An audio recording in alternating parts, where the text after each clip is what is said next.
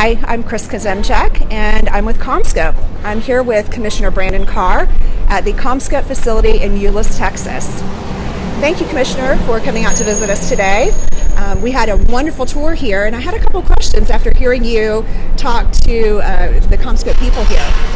The first thing was, it was so fascinating. I heard you mention that a lot of people think this is pixie dust and that this just happened. So tell me what you meant by that. Yeah, it's a great point. So today, so many people look down at their smartphones. It is integral to our lives these days, and people just assume that it's pixie dust or magic that makes it happen. It's actually the steel that's bent here that makes that possible for us to have next generation broadband. And so it's great to sort of get to manufacturing facilities like this and see the real work, the hard work that it takes to put up the physical infrastructure so that our smartphones, our Internet of Things applications can all function.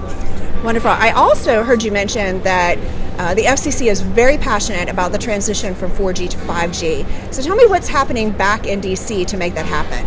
Yeah, if you think back 10 years ago when we were on the cusp of the transition to 3G to 4G, it was really hard 10 years ago to envision how 4G in the app economy transformed so much of what we do, from catching a ride, have that right on your smartphone, to all other amazing apps. Well, this move from 4G to 5G is going to be even more transformative than that.